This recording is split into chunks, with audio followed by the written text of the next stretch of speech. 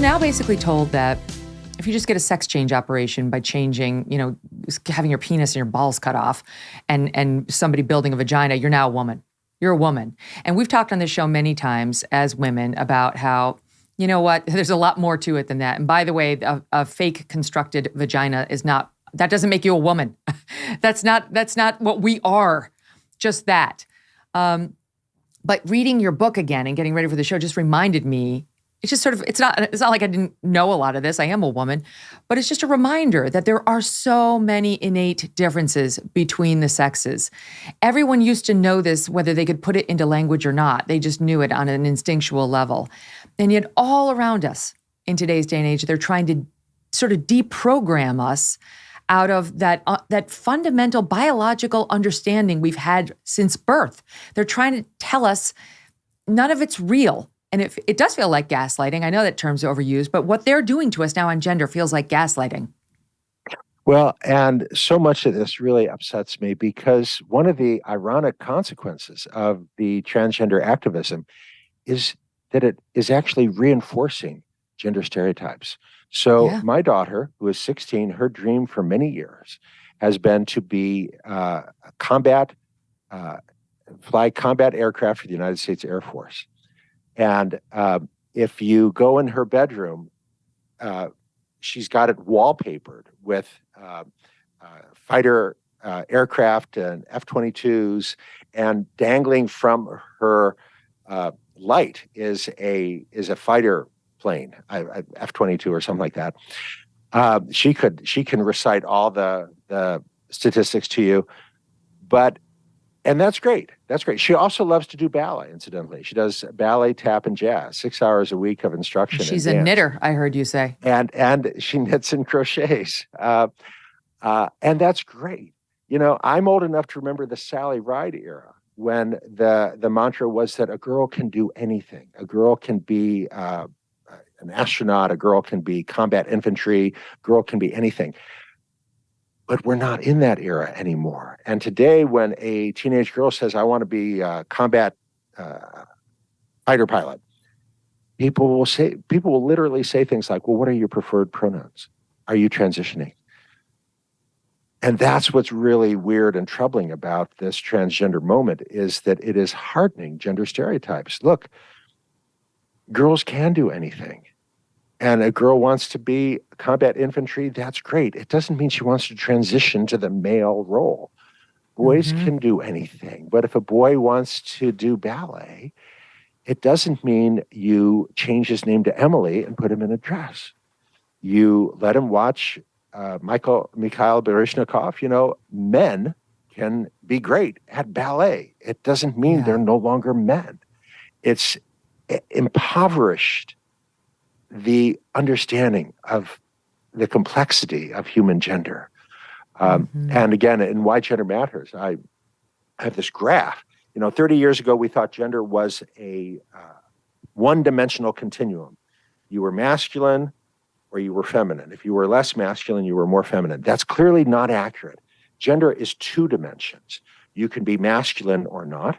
You can be feminine or not. You can be both, which is androgynous. You can be neither, which is undifferentiated. There's no order of rank here. Part of becoming a fulfilled human being is figuring out where you belong on this 2-dimensional graph. So in my own marriage, I've been married for 32 years. I do all the grocery shopping because I love shopping for groceries. My wife hates it. She does all the lawn mowing and she fixes the lawnmower. I would have no idea what to do with a broken lawnmower. I was raised by a single mom, and we called Vic DiGeronimo, our handyman. He would come and fix everything. And that's fine. That's fine. Again, the transgender activists are trying to flatten this. That if you're a boy and you like ballet and you don't like violent video games, well, then maybe you're actually a girl. It's psychotic. And by psychotic, I mean it is utterly detached from reality. Humans have always been a complex mix of masculine and feminine. And it is weird that in 2023, with all the evidence we have, that this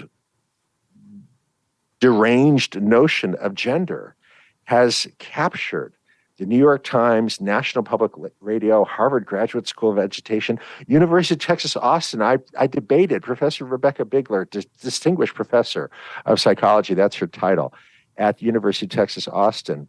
Her preferred pronouns are Z and Zer. Now, she happens to be, in her terminology, a straight cisgender female, but she regards the pronouns he and she as creations of the heteronormative patriarchy.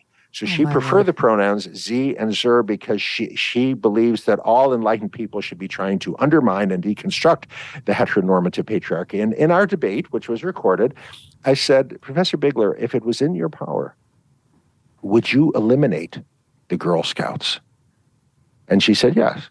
She said, I think the idea of scouting is great, but the idea that children assigned female should do it separately from children assigned male is just wrong. It's reinforcing the heteronormative binary. And I said, okay, so you want boys and girls at age 11 to go camping together in the same tent? And she said, absolutely. I said, and I turned to the audience, I said, okay, I think we've arrived at an irreconcilable difference. To me, what girls need to become confident at scouting is different from what boys need. And I've seen this firsthand, again, because we do live in a sexist society. And when you put 11-year-old girls and boys together, the boys will say, oh, I know how to do that. And the girls will step back and let the boys do it. If you want girls to be confident with a knife, if you want girls to be confident with a sledgehammer, that 11-year-old girl needs an all-girls setting so that she can find her voice, so she can develop her confidence. Maybe you've heard me talk about Bonner Private Wine Partnership in the past. Well, listen up. I got an update for you. These guys have these incredibly rare Malbecs that you absolutely have to try, and they have a great deal for you. If you enjoy a glass of wine, try these wines from the extreme altitudes of Argentina. The flavor is unlike any other. Blackberry, leather, smoke, little dark cherry.